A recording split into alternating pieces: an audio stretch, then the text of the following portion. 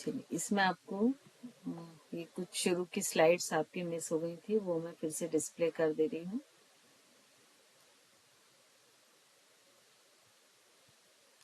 जिनको photo click करना था या देखना था वो देख सकते हैं।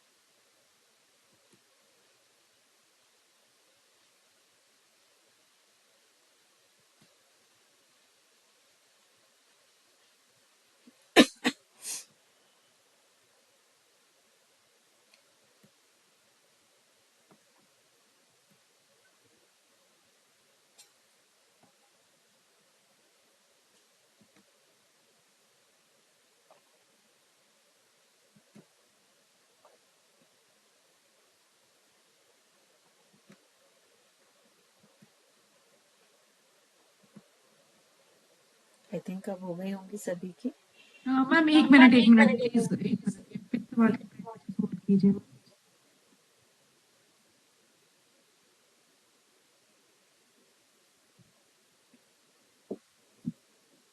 Next play. हाँ मैम।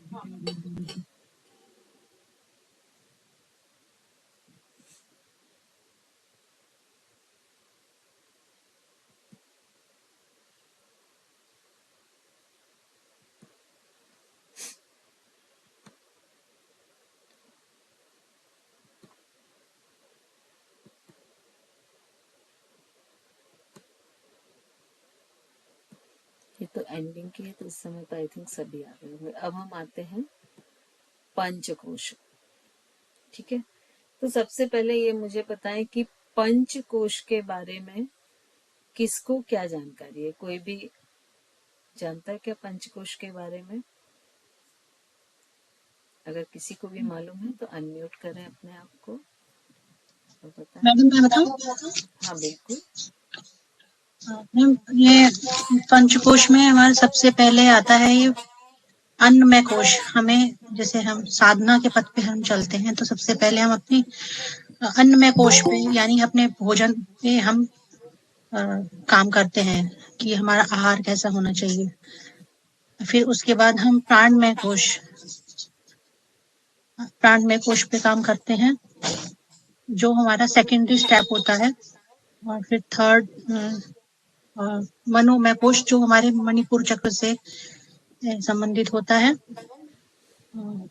और फिर विज्ञानमय कोश, जो हमारे थॉट चक्र से संबंधित होता है। और फिर आनंदमय कोश, जो हमारे आज्ञा चक्र या हायर जो स्पिरिचुअल स्टेट होती है उससे संबंधित होता है। उन चक्रों पे हम काम करके हम उस स्थिति तक पहुंच सकते हैं।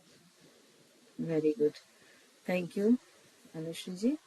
देखिए, ये जो पंच कोश है, सबसे पहले तो हम ये समझ लें कि कोश मतलब क्या होता है कि कोई भी एक खजाना।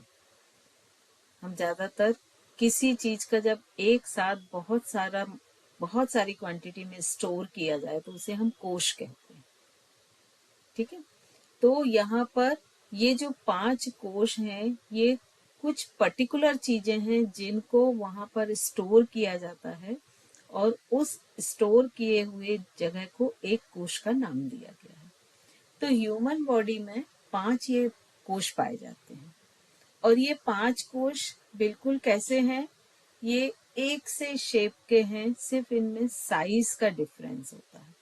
अगर हम सहज भाषा में इसको समझना चाहें तो ये जो पांचों कोश बिल्कुल वैसी हैं कि जैसे यदि हम कोई 5 डिब्बे का सेट लाते हैं, सपोज वो ऐसे लंबे हैं, तो उसमें क्या होगा, जो ऊपर वाला है वो सबसे बड़ा रहेगा, नीचे वाले का शेप वही रहेगा उसके अंदर, लेकिन साइज छोटा होता जाएगा।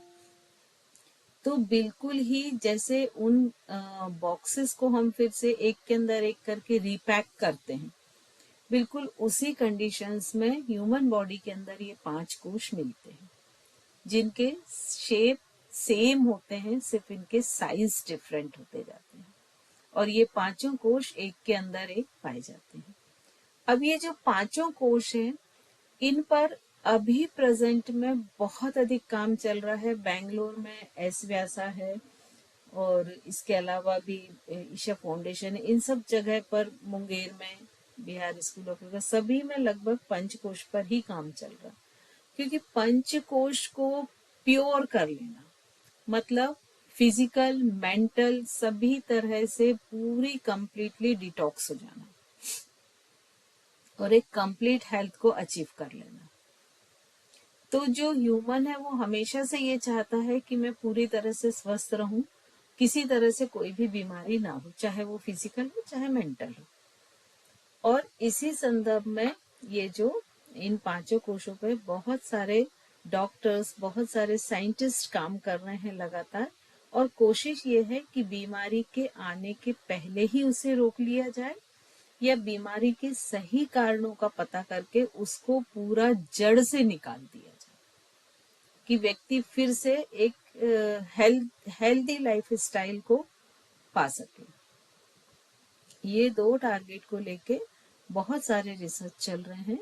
अब ये कोश होते कैसे हैं, जैसे इस पिक्चर में आपको दिख रहे हैं, जो ये ऑरेंज रेडिश कलर का दिख रहा है, ये होता है अन्नमय कोश। तो अन्नमय कोश कौन सा हो गया? हमारी फिजिकल बॉडी, जिसे हम सेंस ऑर्गन से फील कर सकते हैं, टच कर सकते हैं, देख सकते हैं, महसूस कर सकते हैं। तो ये अन्नमय कोश। अन्नमय कोश के अंदर जो येलो कलर से आपको जो दिख रहा है, ये प्राणमय कोश। प्राणमय कोश वो जगह है जहां पर ह्यूमंस की सारी एनर्जी स्टोर होती है, क्योंकि जितनी भी तरह की एनर्जी होती है वो सारी यही प्राणमय कोश में होती है। आपने ऑरा शब्द सुना होगा, हम सब करके बताएं किस किसने सुना है। यस, तो ऑरा क्या है? ऑरा ह्यूमन अन्नमय कोश के बाहर एक ऑर्बिट होता है, इलेक्ट्रोमैग्नेटिक ऑर्बिट होता है, जिसमें उस ह्यूमन के जो भी थॉट प्रोसेस होते हैं, उसकी जो भी फिजिकल और मेंटल एनर्जी के अकॉर्डिंग वहां पर एक सर्किल बनता है। और अक्सर आप देखिएगा कि हम जब किसी भगवान का या किसी बहुत पहुंचे हुए ऋषि मुनि का कोई पिक्चर देखते हैं, तो उस पिक्चर में सिर के पीछे की तरफ एक ब्राइट सर्किल दिखाया जाता है। वो ब्राइट सर्किल क्या है? ऑरा का सिंबल। ठीक है, इस ऑरा पर भी बहुत काम चल रहे हैं।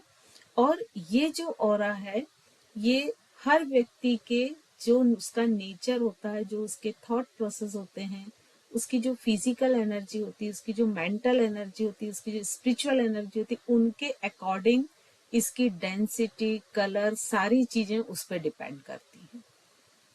तो अब इस ऑरा का प्रेजेंट में फोटोग्राफ निकाल पाना पॉसिबल हो पाया है।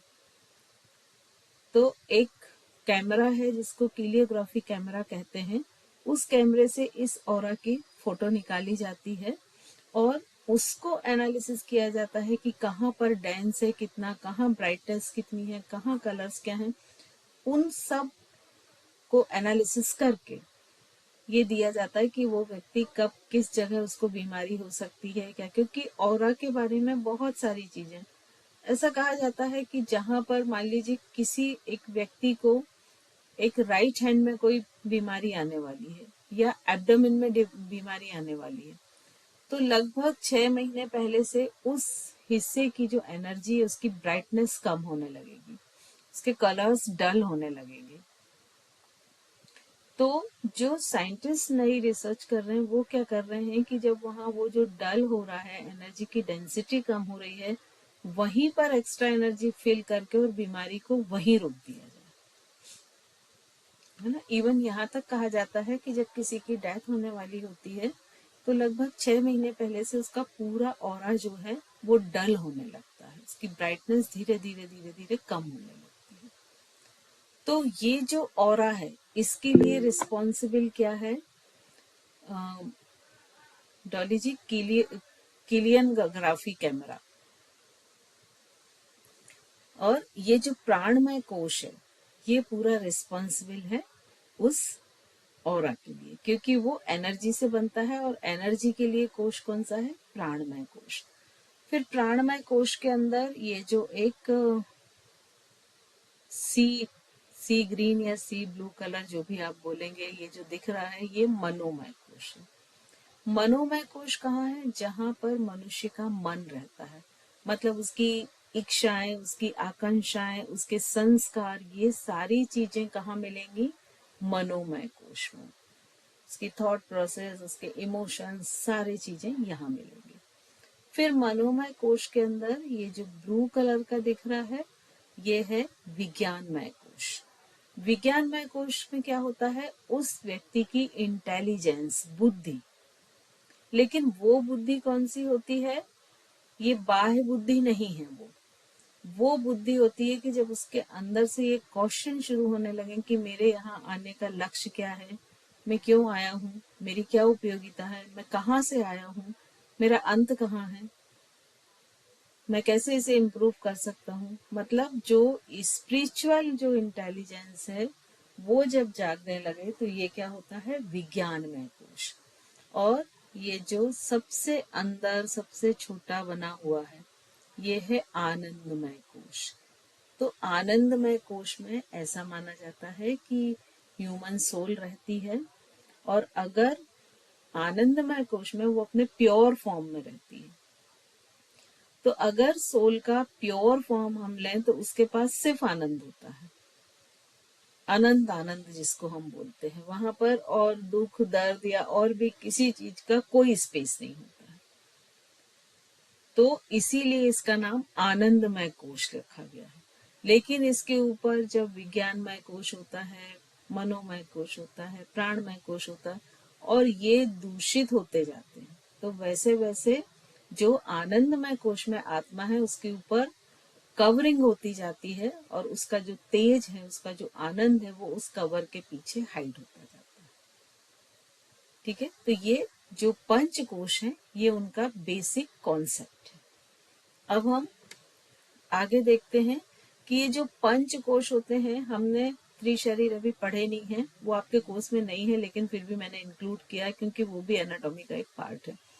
तो त्रिशरीर आपको मालूम है, एक अपर लेवल पर सरफेशियली तो आपको नॉलेज है कि 3 शरीर होते हैं। स्थूल, जो कि ये हमारी फिजिकल बॉडी है। सूक्ष्म मतलब एनर्जी लेवल पे, और कारण मतलब हमारे जो थॉट इमोशंस हैं।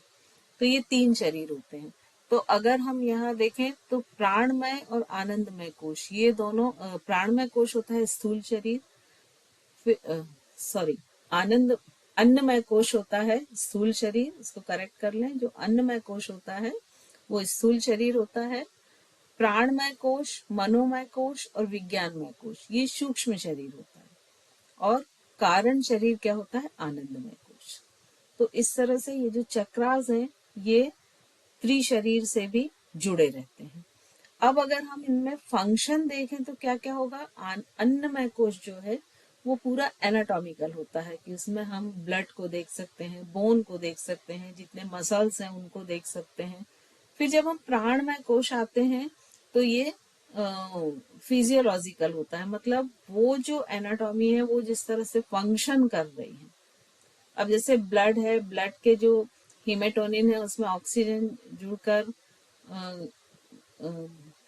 ऑक्सीजन उससे जुड़ती है, और फिर वो उसको ट्रांसपोर्ट करके, वो हीमोग्लोबिन बनाता है और ट्रांसपोर्ट करके उसको बॉडी के हर एक ऑर्गन तक पहुंचाता है। तो इस चीजों को हम लोग को बहुत जल्दी देख पाना संभव नहीं है, उसके लिए हमको कुछ ऐसे माइक्रोस्कोप या कोई चीजें लगेंगी। तो ये हमें बहुत जल्दी नजर नहीं आती है, एनर्जी लेवल पे काम होती है, तो ये सब फिजियोलॉजिकल हो जाता है। फिर उसके बाद जो मनोमय होता है वो क्या होता है? साइकोलॉजिकल, क्योंकि उसमें मन से, थॉट से, इमोशन से रिलेटेड चीजें हैं। विज्ञानमय में जब आते हैं तो वो कॉग्निशन होता है, वो संज्ञान वाला होता है कि आपको किसी चीज का ज्ञान होने लगा, नॉलेज होने लगा। और जब आनंदमय कोश में आता है तो वो अनकॉन्शियस पर्सनालिटी होती है, जिसको हम प्योर कॉन्शियसनेस कहते हैं। ठीक है, अब ये बनते कैसे हैं? तो जो अन्नमय कोश है वो तो हमारे बॉडी के जितने भी पार्ट्स हैं उनसे मिलके बनेगा, मतलब उसमें स्मॉलेस्ट पार्ट क्या हो गया? डीएनए, माइटोकॉन्ड्रिया, न्यूक्लियस, इन सब से मिलके सेल बना, सेल से टिश्यू, टिश्यू से ऑर्गन, ऑर्गन से सिस्टम और सिस्टम से एक ह्यूमन बॉडी। तो ये सारी चीज किसमें इंक्लूडेड होंगी? अन्नमय कोश में। जब हम प्राणमय कोश में आते हैं तो इसमें एनर्जी लेवल पे होती हैं चीजें, और इसमें 10 ऑर्गन्स इंक्लूडेड होते हैं। वो 10 ऑर्गन क्या क्या होते हैं? पंच प्राण और पंच कर्म इंद्रिया। फिर इसके बाद जब हम मनोमय में आते हैं तो उसमें 6 ऑर्गन्स होते हैं, 5 आपके सेंस ऑर्गन या ज्ञानेंद्रिय, और एक चित्त या मन या माइंड, कुछ भी कह सकते हैं। और फिर जब हम विज्ञानमय में आते हैं तो इसमें ज्ञानेंद्रिय, बुद्धि, बुद्धि में क्या क्या आ जाता है? चित्त, अहंकार, दोनों ही बुद्धि में इन्वॉल्व होते हैं। और लास्ट आनंदमय कोश में किसी भी चीज की जरूरत नहीं होती। तो इस तरह से ये जो कोशेस हैं ये इनके लेयर्स होते हैं और ये इनका काम होता है। अब इनकी लोकेशन क्या होती है? तो जो अन्नमय कोश है ये फूड सीड है, जैसे कि इसके नाम से आप समझ रहे हैं कि अन्नमय मतलब ये किससे बना है? अनाज से बना है। धरती में जो भी अनाज पैदा हो रहा है उससे बना, तो इसीलिए इसको फूड सीड भी बोलते हैं। और ये आउटर लेयर होती है पंचकोश की, सबसे बाहर की जो लेयर होती है तो वो क्या होती है? पंचकोश की अन्नमय कोश। फिर दूसरी लेयर क्या होगी? प्राणमय। प्राणमय मतलब जितने भी वाइटल शीट्स हैं, जितनी भी एनर्जी है, लाइफ फोर्स है, ये सब किस में आ जाएंगे? प्राणमय कोश में। मनोमय कोश में माइंड, सारे जितने भी थॉट होते हैं, जितने भी इमोशंस होते हैं, वो सारी चीजें इसमें आ जाती है। फिर विज्ञानमय में ये इंटेलेक्ट शीट है, पूरी बुद्धि से रिलेटेड चीजें इसमें आती हैं। और आनंदमय ये ब्लिस शीट है, और यहाँ पर सारी चीजें क्लियर होती हैं। यहाँ पर सिर्फ खुशी होती है, आनंद होती है, बाकी सारी चीजों का अभाव होता है। अब ये जो पंचकोश है तो इसको हम पहले देख लें। तो ये जो पंचकोश है ये अगर हम ह्यूमन बॉडी को मोटे तौर पे देखें तो हम 2 भागों में बांट सकते हैं। एक तो जो ह्यूमन बॉडी है वो, और दूसरी जो उसकी चेतना है, जो उसको चलाती है, क्योंकि बिना चेतना के ह्यूमन बॉडी काम नहीं कर पाती है। तो जो ह्यूमन बॉडी है या उसका एग्जिस्टेंस है उसके 2 पार्ट हो जाते हैं, एक तो बॉडी और दूसरा कॉन्शियसनेस।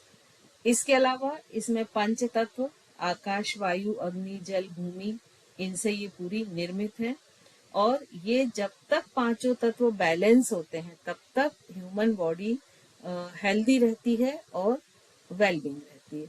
अब जो दूसरा इसका कॉन्शियसनेस है, लेकिन ये जो चेतना है जिसको हम कॉन्शियस कहते हैं, ये ह्यूमन बॉडी से अधिक पावरफुल है और अधिक सूक्ष्म भी है।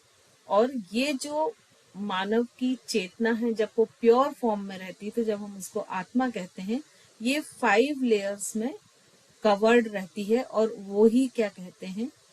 5 पंचकोश, उनको ही हम कहते हैं।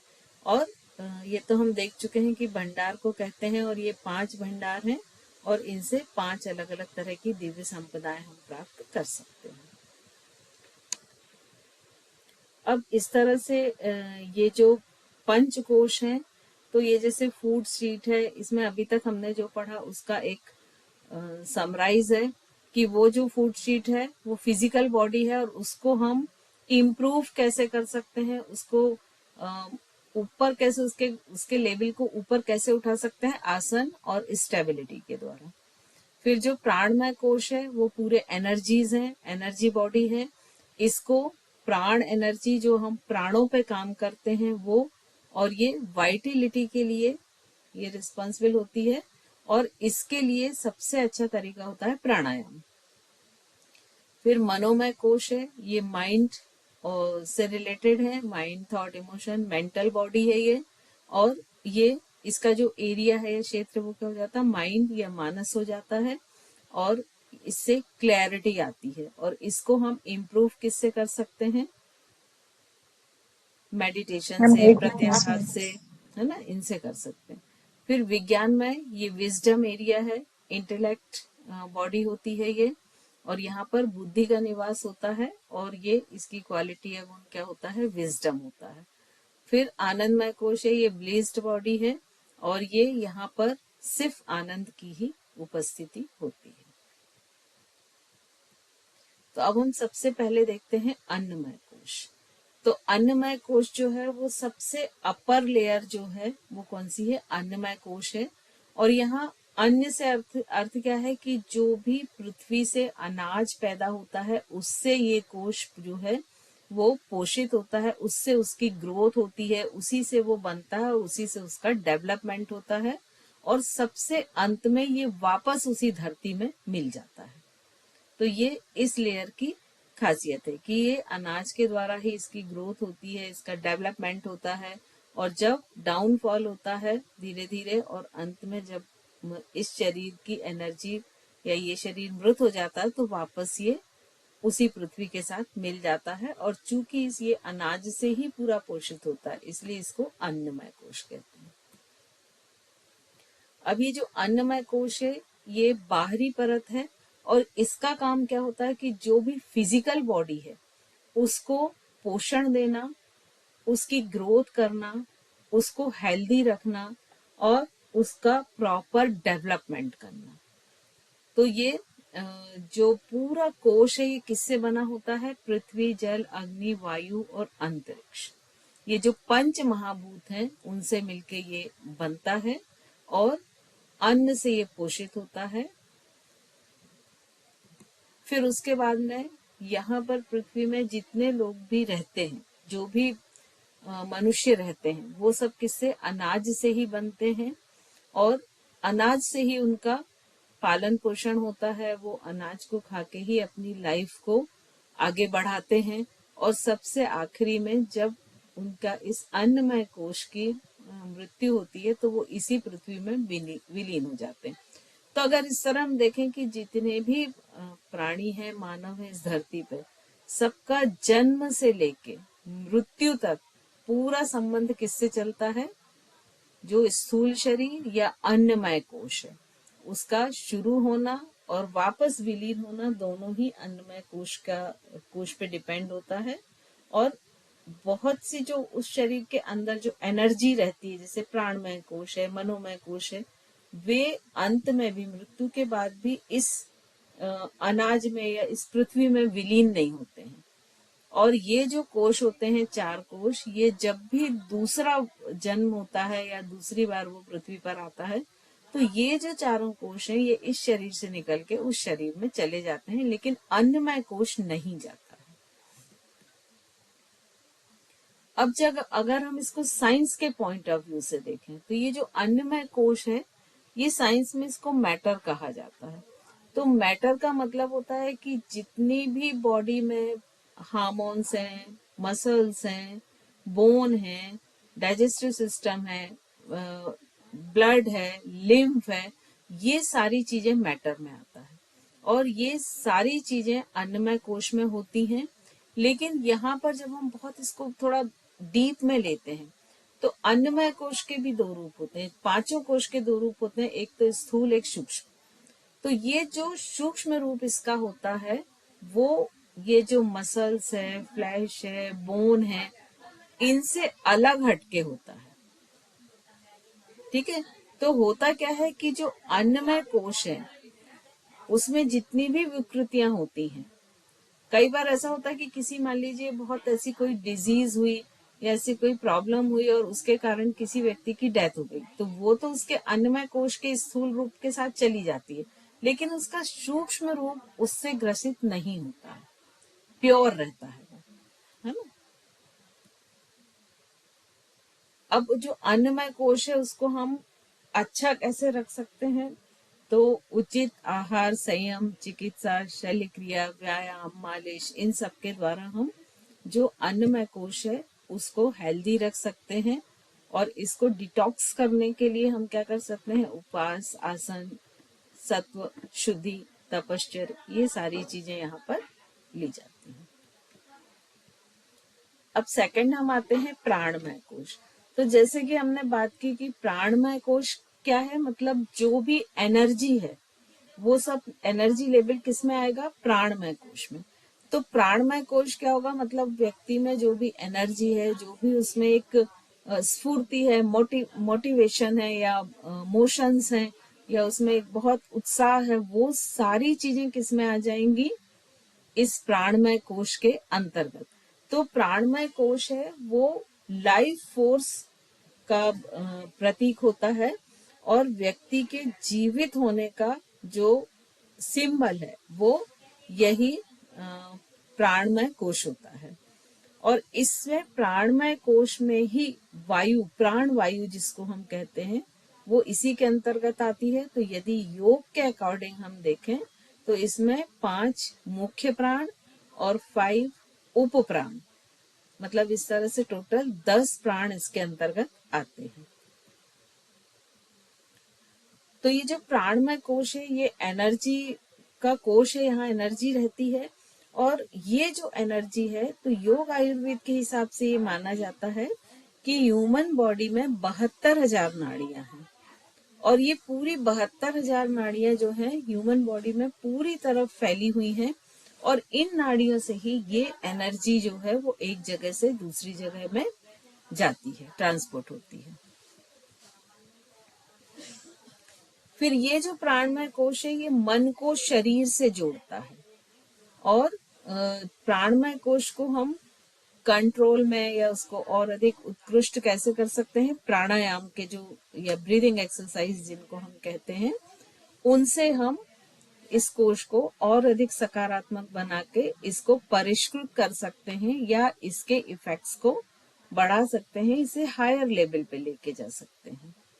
लेकिन ये जो प्राणमय कोश है इसमें हमेशा ये ध्यान रखना चाहिए कि ये पॉजिटिव नेगेटिव दोनों तरह की एनर्जी में समान तरह का काम करेगा। ऐसा नहीं है कि यदि कोई एनर्जी नेगेटिव है तो ये उस पर समान तरह का काम ना करे। तो इफेक्ट्स इसके दोनों एनर्जी पर एक समान होंगे। अब यदि हम इसको साइंस पॉइंट ऑफ व्यू से देखें तो ये जो सेल के अंदर न्यूक्लियस होता है और वो पूरा लिक्विड होता है जिसको साइटोप्लाज्म कहते हैं, ये दोनों चीजों को माना जाता है कि ये प्राणमय कोश का आधार है। और ये जो साइटोप्लाज्म होता है इसको हम कहते हैं केमिकल ऑफ सेल, और जो न्यूक्लियस होता है उसमें जितने भी संस्कार होते हैं व्यक्ति के वो पूरे उस न्यूक्लियस में होते हैं। और जितने भी, जैसे हम बोलते हैं ना कि ये हेरिडिटी है या वंशों से चली आ रही है, तो ये जो पूरा रिकॉर्ड होता है ये यहाँ पर जो डीएनए पाया जाता है सेल के अंदर उसके अंतर्गत होता है। और उस डीएनए से ही ये जो किसी भी चीज के गुण, रूप, कलर सेम दिखना, क्वालिटी सेम होना, आदतें सेम होना, वो सारे कैरी फॉरवर्ड कहाँ होते हैं? इसी डीएनए के द्वारा होते हैं। तो ये जो न्यूक्लियस होता है यहाँ पे light, temperature, magnet, electric, sound, ये सारी तरह की जो एनर्जीज होती हैं वो इस न्यूक्लियस में प्रेजेंट होती है।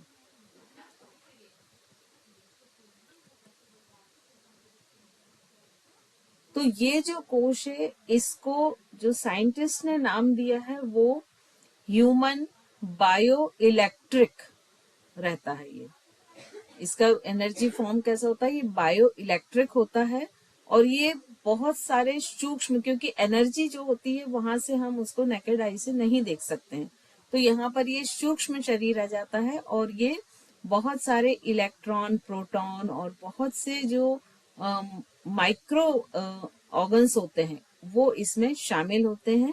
यहाँ पर ये किर्लियन फोटोग्राफी कैमरा जिसकी अभी हमने बात की थी ऑरा को देखने के लिए, ये उस कैमरे से इसका फोटोग्राफ लिया जा सकता है और उसे देखा जा सकता है।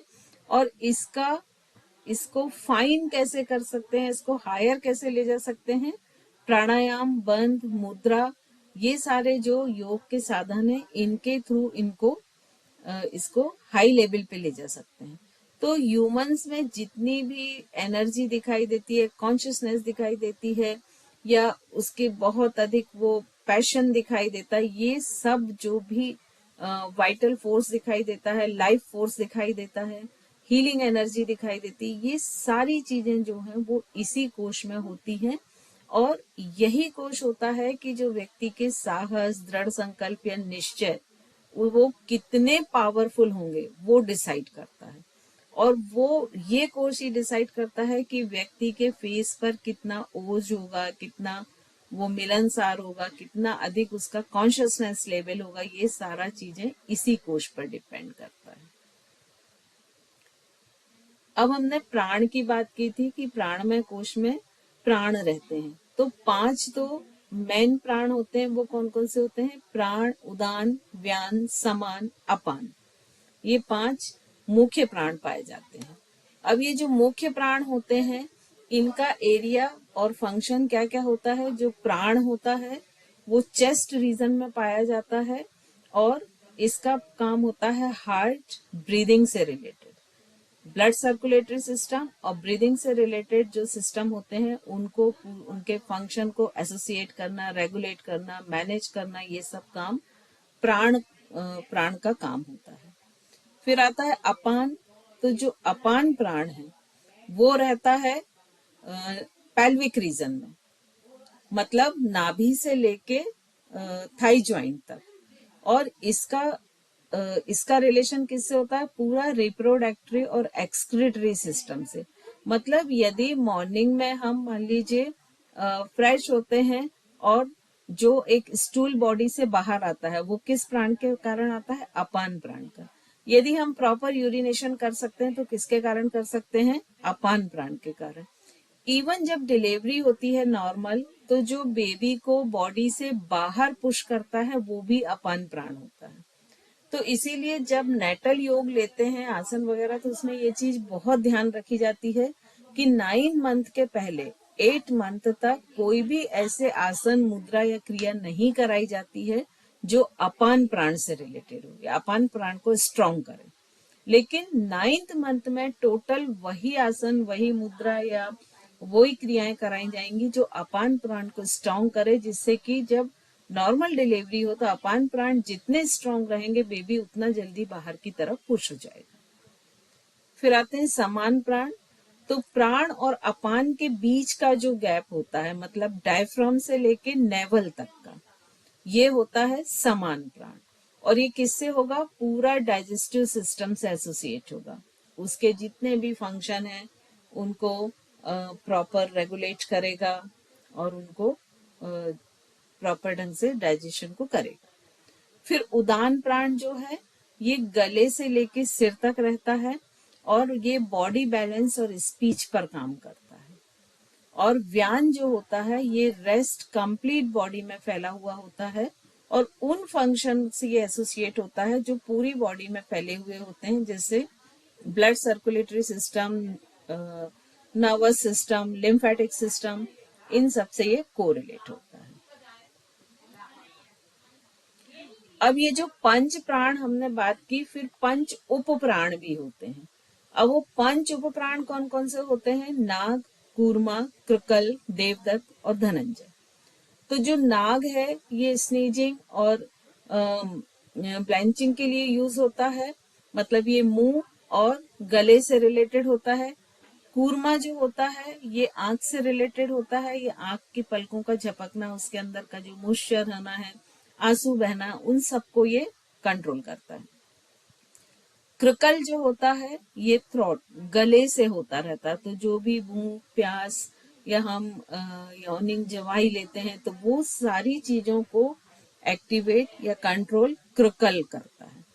फिर देवदत्त, देवदत्त ब्रेन से रिलेटेड होता है। तो जितना भी कंसंट्रेशन और स्लीप से रिलेटेड चीजें होती है वो देवदत्त प्राण जो है वो कंट्रोल में करते हैं। आखिरी में धनंजय, धनंजय प्राण सिर्फ ऐसा है कि जो किसी भी ह्यूमन की डेथ के बाद उसकी बॉडी में रहता है।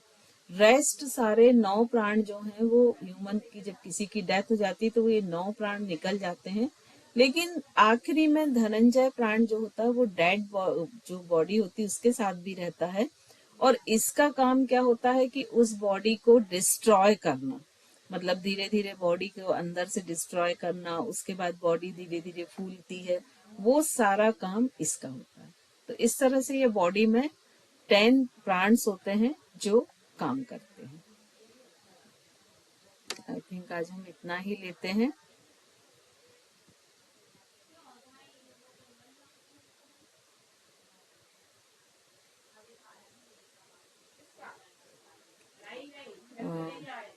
समझ में आया आप लोगों को कि सब कुछ कंफ्यूजन लगा? अभी हमने 2 कोश पढ़े हैं, है ना, अन्नमय कोश और प्राणमय कोश। अब कल हम कोशिश करेंगे बचे हुए 3 कोशों को कंप्लीट कर लें। तो इससे रिलेटेड कोई क्वेश्चन है तो हैंड रेस कर लें, या कोई कुछ कहना चाहता है तो भी कर लें। मुनीश जी। दीदी, जब आपने ये बताया था लाइक जो 3 शरीर होते हैं उसमें वीडियो स्थूल, ऑन कर लें सूक्ष्म प्लीज।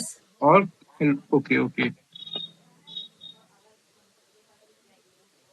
जी आपने ये 3 शरीरों के बारे में बताया था, स्थूल, सूक्ष्म और कार्बन्य। तो आपने उसमें सूक्ष्म में 3 टाइप के बताए थे, एक फिजियोलॉजिकल, एक साइकोलॉजिकल और एक और कोई था। तो ये तीनों सब टाइप्स हैं क्या सूक्ष्म शरीर के? नहीं, ये उनके फंक्शन है, ओके मतलब वो किस फील्ड के अंतर्गत आते हैं, है ना। तो फिजियोलॉजी पूरी उसी के अंतर्गत आती है, साइकोलॉजी उसी के अंतर्गत आती है और कॉग्निटिव भी उसी के अंतर्गत। ओके तो वो फंक्शन है।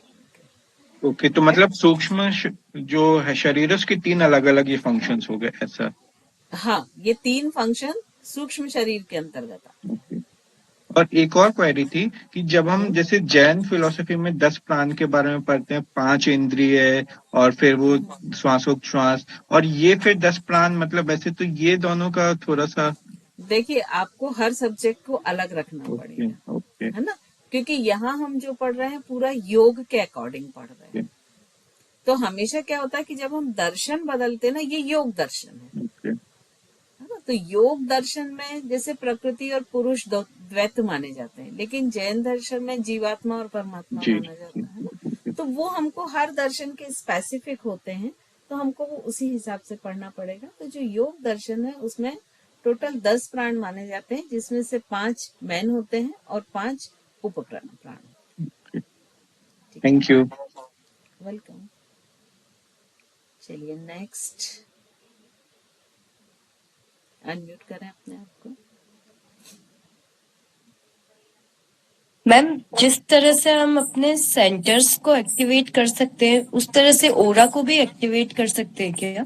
बिल्कुल बिल्कुल। ये जो आप लोग ने बहुत सारे टर्म्स सुने होंगे, प्राणिक हीलिंग, रेकी, ये सब एक्चुअली हाँ वही मैम। है कि जहां आपकी एनर्जी लेवल कम हो रहा है। देखिए, एनर्जी का एक सीधा सा रूल है कि वो जहां भी हायर होगी वहां से लो की तरफ फ्लो कर जाएगी। ठीक है। अब वो क्या होता है कि देखिए, एक परंपरा हमारे यहाँ है कि अपने से बड़ों के पैर छुओ, या कोई ऐसे साधु हैं, या अभी देखिए कि जैसे कोई भी मुनि आए, या मान लीजिए जब हम शुद्ध वस्त्रों में कोई भी जेंट्स रहते हैं तो वो भगवान की मूर्ति को छुए, तो वो क्यों छूना चाहते हैं, क्या रीजन है? क्योंकि उनकी एनर्जी हमसे हायर है, राइट। आज हम किसी एक मुनि का एग्जाम्पल ले लेते हैं कि अगर हम किसी मुनि के पास जाते हैं तो, या हम माता जी के पास जाते हैं तो हम चाहते हैं उनके पैर को हम टच करके छुएं। तो उसका रीजन सिर्फ यही है कि उनका जो ऑरा है वो हमसे हायर एनर्जी वाला है, और जब हम उसको टच करेंगे तो ऑरा हमेशा ऐसा पूरा ऑर्बिट रहता है। तो मतलब उस ऑर्बिट को हमने ब्रेक किया तो ये जो हमारे पार्ट है, ये हमारे जो फिंगर टिप है, हमारे जो आई के ये कॉर्नर है, हमारा यहाँ पर जो क्राउन चक्रास है, यहाँ पर जो हमारा एक क्लेविकल के बीच में स्पॉट है, ये सब बहुत सेंसिटिव पार्ट माने जाते हैं। तो क्या होता है कि जब हमने उनको टच किया तो वो ऑर्बिट ब्रेक हुआ, उनका, हमारा भी हुआ, उनका भी हुआ। और जब वो ब्रेक होगा और एक दूसरे के कांटेक्ट में आएगा तो हमेशा क्या होगा कि एनर्जी जहां हाई होगी वहां से लो की तरफ फ्लो हो जाएगी, तो वो उनकी एनर्जी हमारे पास आ जाएगी। तो मतलब कई जितनी ब्लेसिंग हमारे अंदर आएगी उतना ही हमारा ओरा एक्टिवेट होता जाएगा। एक्टिवेट होता जाएगा, है ना। जैसे हम मंदिर में जाते हैं, हाँ। तो मंदिर का भी वही कॉन्सेप्ट है कि वहां मूर्तियों का जो जब प्राण प्रतिष्ठा करते हैं तो उनमें ऑरा क्रिएट हो जाता है ना। वो इतना हाई होता है कि जब हम जाते हैं तो वो एनर्जी हमें फ्लो होने लगती है ना? तो जब वो पॉजिटिव, अब 100% वो पॉजिटिव एनर्जी रहेगी, तो जब वो पॉजिटिव एनर्जी लगातार लगातार हमारे अंदर फ्लो होगी तो 100% हमारा ऑरा भी जो है वो और अधिक फाइन होता जाएगा। Okay, ma'am. तो ये सारी चीजें होती हैं। जैसे हम गंधोदक लगाते हैं, क्यों लगाते? क्योंकि जब अभिषेक किया तो वो ऑरा ब्रेक हुआ भगवान का, तो वो जो कुछ इलेक्ट्रॉन, कुछ पार्टिकल्स हैं, वो उस जल के साथ आ जाएंगे, क्योंकि जल गुड कंडक्टर होता है ना। और जब हम उनको अपने सेंसिटिव पार्ट में लगाएंगे तो वो जो पार्टिकल हैं, चार्ज पार्टिकल, वो हमारे अंदर चले जाएंगे। तो ये गंधोदक का कॉन्सेप्ट होता है। तो इसीलिए क्या होता है कि बहुत सारी चीजों से आपने एक ऐसा भी फील किया होगा कि जैसे हम किसी के फ्यूनरल में जाते हैं, या कई कई बार ऐसा भी होता है कि हम किसी के घर जाते ही हैं और हमको लगता है कि नहीं, ज्यादा देर नहीं रुकना है, क्योंकि वो एनर्जी मैच नहीं कर रही है। हाँ, तो कई जगह जाते ही फील हो जाता है नेगेटिविटी आ रही है यहाँ से। हाँ, आप वहां ज्यादा देर रुकना नहीं चाहते हाँ। हैं। आपको लगता है कि फटाफट काम, जो भी जिस काम से भी आप गए होंगे, वो फटाफट आप निपटाएं और वापस चलें। तो वो उसका रीजन ही यही है कि चूंकि वहां मान लीजिए नेगेटिविटी ज्यादा है ना, तो आपकी हाई हो गई। अगर वहां नेगेटिव है, आप पॉजिटिव है, तो क्या होगा? आपकी पॉजिटिविटी हाई है तो वो ड्रेन होने लगी उस एटमॉस्फेयर में, और वहां नेगेटिविटी हाई है तो वो आपकी तरफ ड्रेन होने लगी, क्योंकि ये सर्किल तो तुरंत बनता है ना। Yes, ma'am. है ना? तो यही रीजन होता है कि हम, और जैसे जैसे आप ये योग और सारी चीज करते जाएंगे ना, तो आप ये एनर्जी के लिए सेंसिटिव होते जाएंगे बहुत। जो जिन चीजों को आप पहले जज नहीं कर पाते थे, फील नहीं कर पाते, वो अब होंगी जैसे जैसे आप इसमें आगे बढ़ते जाएंगे। Anita ji, thank you ma'am. Welcome. Ma'am इसीलिए बहुत सारे लोग है ना, किसी के घर का पानी नहीं पीते हैं या खाना हाँ, खाते नहीं है वहां पर, कि वहां की एनर्जी उनको इफेक्ट करती है वो। बिल्कुल सही बोल रहे हैं आप, ये रीजन होता है। अनीता मैम जी। जैसे हाँ जी मैम। मैम जैसे अष्टांग योग में हम बात करते हैं ना, यम नियम आसन प्राणायाम प्रत्याहार वो सब, तो हम पहले आसनों पे काम करें, देन हम प्राणायाम पे काम, अपने प्राणों पे काम करें। तो जैसे हमारे पंचकोश हैं, तो अगर हम अन्नमय कोश या प्राणमय कोश पे हमने काम नहीं किया और हम डायरेक्ट इन पे काम करें, तो वो कैसे होगा? जैसे रिकी या ये प्राणिक हीलिंग, तो ये तो हमारे डायरेक्ट इन पे कोशों पे काम करते हैं। तो फिर अगर अन्नमय और प्राणमय पे नहीं किया तो? इफेक्ट्स कम होंगे। अगर आप एक होलिस्टिक लेके चलते हैं, एक यूनिट की हर एस्पेक्ट को देखते हैं, तो इफेक्ट फास्ट होंगे और बहुत जल्दी दिखेंगे, है ना। ओके। यदि आप इवन आप कभी फील करिएगा कि जो लोग आसन एज अ एक्सरसाइज करते हैं और जो आसन एज अ आसन करते हैं, कि मतलब वो अंदर से भी जुड़ते हैं, फील भी करते हैं, उन दोनों में भी डिफरेंट होता है। राइट। दोनों में डिफरेंस आ जाता है ना? तो मैम हमको जैसे हमेशा परतें उस तरह की है कि बड़ा अपना अन्नमय के अंदर प्राणमय, फिर ये सब, तो हमको स्टार्टिंग से एक एक करके ही वो चलना है ना। अगर हम बिल्कुल। डायरेक्ट उस पे काम कर रहे हैं तो फिर उतना वर्क नहीं करेगा लेकिन वो। जो देखिए, ये जो ऊपर के 3 कोश है ना, अन्नमय कोश, प्राणमय कोश और मनोमय कोश, ये बाह्य कोश है, ऐसा कह सकते हैं, है ना। या ये मतलब जो बहुत जल्दी से हमें महसूस हो जाते हैं, लेकिन जो विज्ञानमय और आनंदमय है वो बहुत अंदरूनी है, सूक्ष्म कोश है। तो ये जो 3 कोश है ना, ये बहुत जल्दी एक दूसरे से इफेक्टेड होते हैं। जैसे सोचिए कि अगर आपको अचानक से कोई किसी को ऐसा न्यूज मिल जाए कि जो बहुत ही दुखद हो, तो देखिए उसको लगेगा शरीर में शक्ति नहीं है और वो वहीं बैठ जाएगा कि अब मुझे तो कुछ सूझ ही नहीं रहा, है ना। तो ये आपस में बहुत जुड़े हैं, क्योंकि क्या है, अन्नमय कोश, मनोमय कोश और बीच में प्राणमय कोश। तो ये एनर्जी का पूरा एक लिंक बना देता है कि अगर अन्नमय कोश प्रभावित हुआ तो तुरंत मन वो हो जाएगा खराब। अगर मन, जो मनोमय कोश है, वहां पर खराब हुआ तो तुरंत शरीर वो हो जाएगा खराब। तो ये दोनों एक दूसरे को बहुत तेजी से इफेक्टेड करते हैं और दोनों पैरेलल चलते हैं कि यदि शरीर अच्छा तो मन अच्छा, और यदि मन अच्छा तो शरीर अच्छा, है ना। तो ये तीनों कोश जुड़े हैं एक दूसरे से। जी मैम। मैम जो स्वाध्याय जो करते हैं वो विज्ञानमय कोश वो विज्ञान में है? कोश, हाँ, विज्ञान कोश में। ओके। नीतू जी। मैम जब पॉजिटिव एनर्जी नेगेटिव एनर्जी से टकराती है तो पॉजिटिव एनर्जी लेस होती है क्या? नहीं, इनके टकराने का सवाल नहीं है, अपने अपने रास्ते चलती हैं, अच्छा, है ना। सिर्फ इनका प्रिंसिपल यही होता है कि ये हाई से लो की तरफ फ्लो होती है। और मैम जैसे ऐसे सुना जाता है कि जैसे अभी जैसे रेकी के बारे में आपने नाम लिया या प्राणिक हीलिंग वगैरह, तो उसमें ऐसे सुना था मैंने कि एनर्जी को गेन करके उसे ट्रीटमेंट किया जाता है, तो ऐसा संभव है क्या? बिल्कुल संभव है भाई। सिंपल सा रूल है ना कि यहाँ पर मान लीजिए हम लोग 10 लोग हैं, तो 10 की एनर्जी इक्वल नहीं होगी। जैसे हम बोल रहे हैं ना कि बॉडी डिफरेंट है, माइंड डिफरेंट है, तो चूंकि इन पर ही एनर्जी बेस होती है तो एनर्जी भी डिफरेंट होगी। तो वो डिपेंड करती है कि किसकी कितनी हायर है, किसकी लो है। और जिसकी लो होगी वो अगर हायर वाले को, जैसे सपोज किसी व्यक्ति की, मान लीजिए मेरी बहुत हायर है फॉर एग्जाम्पल, तो अगर मैं कोई ऐसे व्यक्ति का ट्रीटमेंट करती हूँ कि जिसकी पर्टिकुलर मान लीजिए एब्डोमेन एरिया में या स्टमक एरिया में कोई बीमारी आने वाली है, तो वहां की उसकी एनर्जी लो हो गई होगी।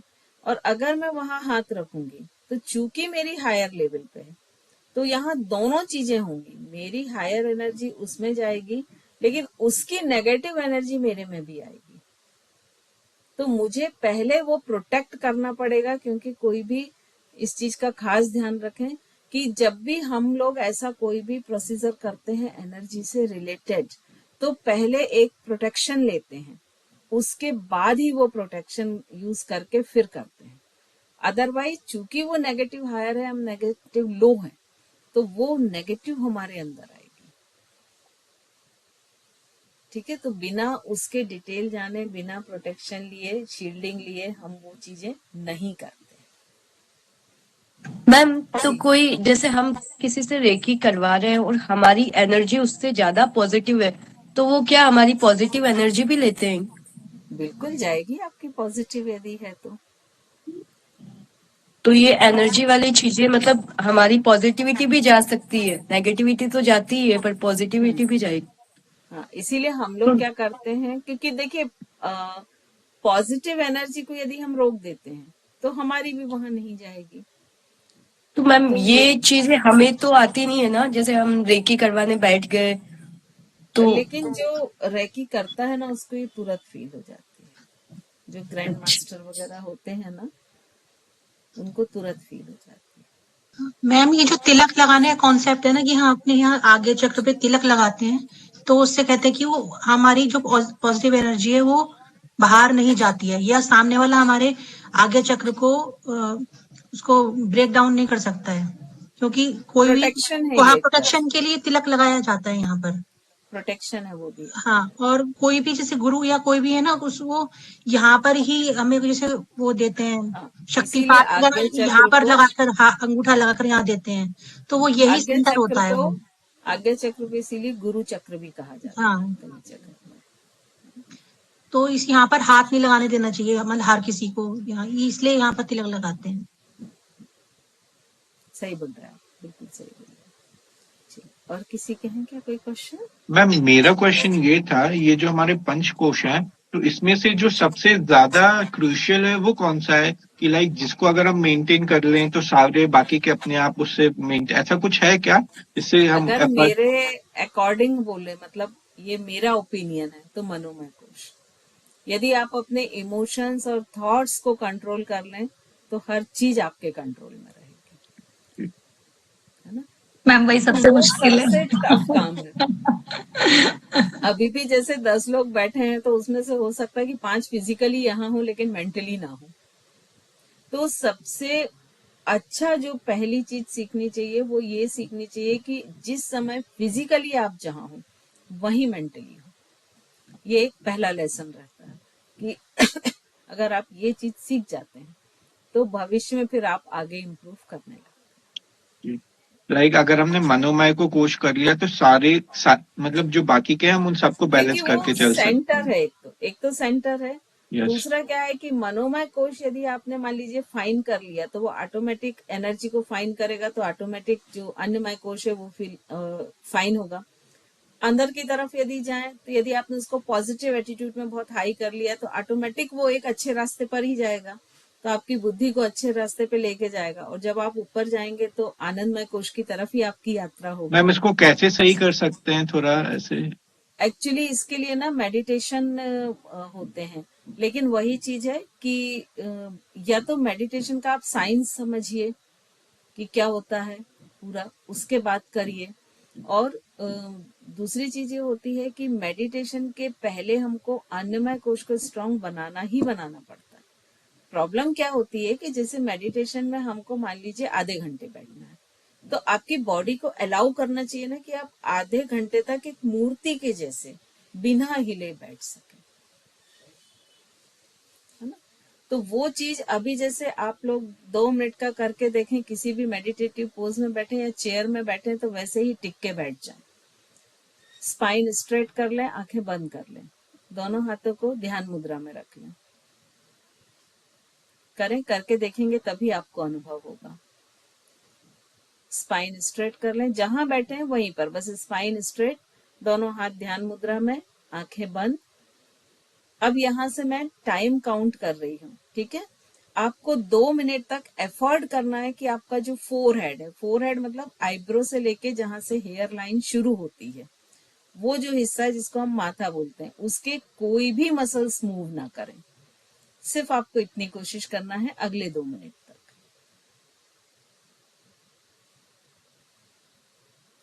स्टार्ट।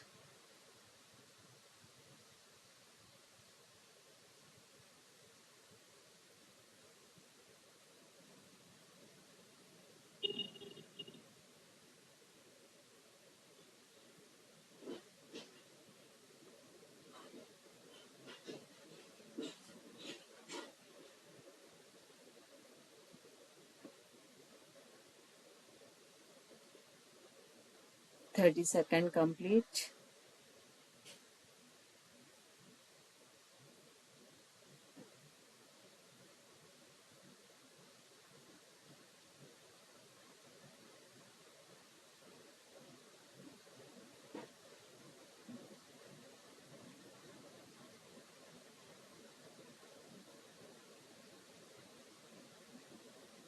One minute.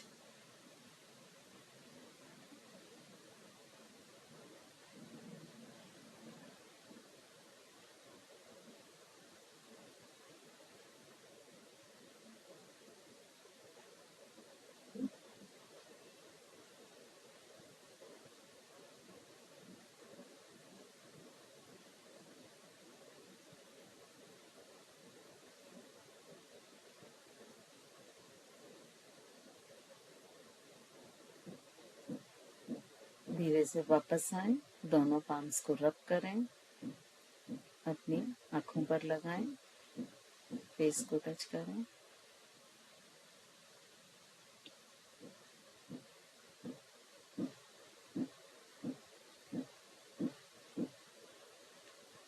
अब मुनीश जी आप बताएं कि इस 2 मिनट में आपने क्या क्या सोचा, कौन कौन से थॉट आए आपके मन में? आई वॉज लाइक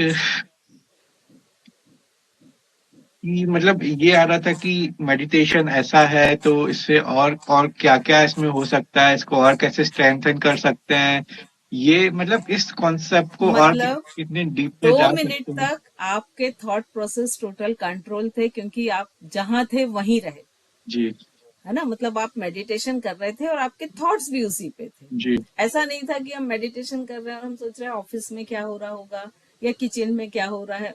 मोस्टली ऐसे होता है। जी तो सब लोग ज्यादातर परेशान इसीलिए होते हैं कि जैसे हम मेडिटेशन करने बैठते हैं और बोलते हैं कि थॉट्स को नहीं लाना है, तो मान लीजिए 1 मिनट में 20 थॉट्स आते हैं तो वो 40 हो जाते हैं, जी है ना।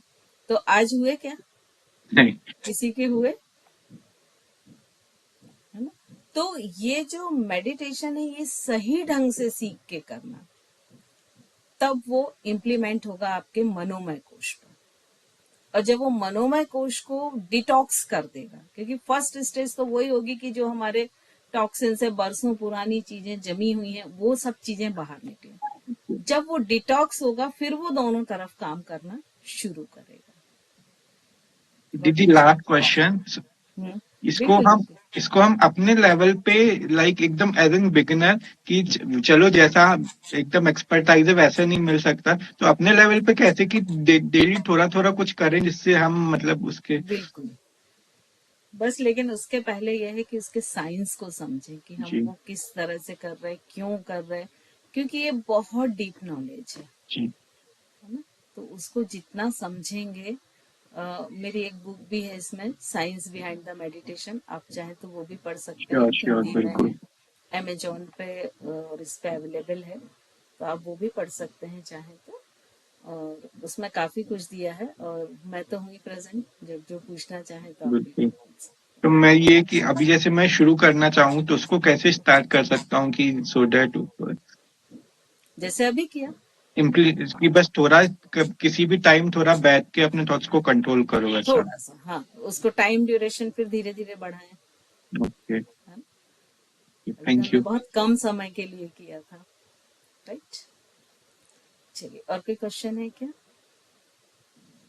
नहीं मैम, जैसे अभी, लेकिन अभी हम 2 मिनट भी हम लोग बैठे हैं ना, तो स्टार्टिंग में मुझे लग रहा था कि मेरी पूरी eyelids blink blink blink blink continue कर रही हैं अंदर ही अंदर, और लास्ट के 30 सेकेंड्स में मुझे लगा कि अभी बिल्कुल एकदम माइंड रिलैक्स हो गया है, एकदम शांत। स्टेबिलिटी थोड़ी हाँ, सी आ गई। स्टेबल हो गया, स्टेबल हो गया। अदरवाइज वो ध्यान या तो जा रहा था कि अपने आज्ञा चक्र पे, या फिर जो अपनी आईलिड्स थी वो ब्लिंक हो रही थी, उनको रोकने के लिए इसको मुझे ध्यान देखिए, यहाँ लगाना पड़ रहा था। जैसे अभी आपने ये अदरवाइज 2 मिनट का ये किया, तो आपने 4 हेड से शुरू किया, इसको आप 10 से 15 मिनट तक बढ़ाएं। तो जैसे 2 मिनट तक 4 हेड पे फोकस किया, फिर और फोकस करके पूरे फेशियल मसल्स के मूवमेंट को रोक दें, है ना, इवन सलाइवा को अंदर लेना, और ऐसे धीरे धीरे करते जो लास्ट 5 मिनट है, उसके लिए हम पूरी बॉडी को ऐसा बना दे जैसे एक स्टैच्यू, ना इंटरनल कोई एक्टिव कोई मोशन हो, ना बाहर से कोई मोशन, चाहे वो मसल्स को या किसी भी चीज का। तो आप ऐसा इसको 15 मिनट तक बढ़ाइए, तो ये आपका बहुत अच्छा मेडिटेशन होगा। इनिशियल जैसे लेवल पे मैम मैंने ये भी किया। मेडिटेशन की प्रैक्टिस भी करते हैं, तो उसको एक जगह बैठ के ही करना चाहिए, मतलब कि बिल्कुल, प्रॉपर। कोशिश करना चाहिए कि टाइम और आपका प्लेस वो एक ही हो, है ना? तो अगर एक ही जगह बैठ के एक ही उसमें करते हैं तो वो इफेक्टिव अधिक होता तो मैम त्राटक भी वही काम करता है ना एक तरह से, तो जब हम त्राटक करते हैं तो भी हम अपने बिल्कुल ब्लिंक नहीं करते हैं और एकदम कॉन्सेंट्रेट फोकस उसी पे करते हैं। है। हाँ, ये मेडिटेशन के जो है ना, ये एक्चुअली लगभग 600-700 टाइप होते हैं, डिपेंड करता है कि किस पर कौन सा सूट करेगा।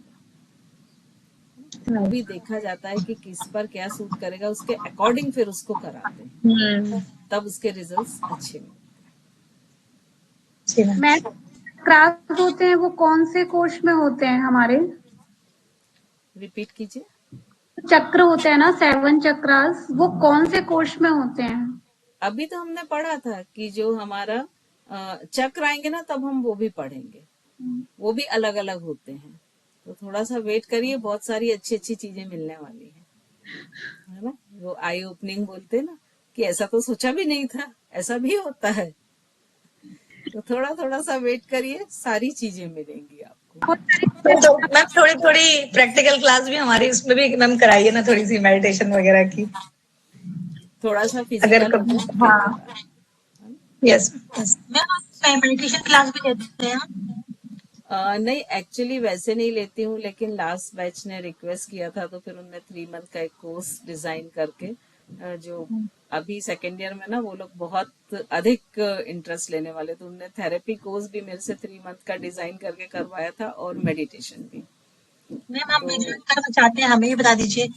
मेडिटेशन वाला तो हम भी करना चाहेंगे, बट टाइमिंग का थोड़ा सा रहता है हल्का सा। अब वो थोड़ा बहुत तो एडजस्ट करना ही पड़ेगा, क्योंकि सभी के हिसाब से पॉसिबल नहीं हो पाता है ना। तो आप लोग का जो पर्सनल ग्रुप है उसमें आप लोग डिस्कस कर लीजिए, अगर 8-10 लोग हो जाते हैं तो कुछ पुराने भी ऐड होंगे उसमें 100%, तो हम कुछ समय के लिए मेडिटेशन शुरू कर सकते हैं, ठीक है। मोस्टली मेडिटेशन की क्लास वैसे रात में रखते हैं, क्योंकि उसके बाद व्यक्ति सो जाता है ना, तो बहुत अच्छे इफेक्ट मिलते हैं उसको। 9:30 या 10 ये टाइम ठीक रहता है वैसे? मोस्टली 9 से रखते हैं, 9 से 10, क्योंकि फिर उसके बाद और काफी लेट हो जाता है, जो लोग अर्ली मॉर्निंग उठते हैं ना, तो उनके लिए काफी लेट हो जाता है। लेट हो जाता है क्योंकि मॉर्निंग में जल्दी उठना होता है 4:30 बजे। बिल्कुल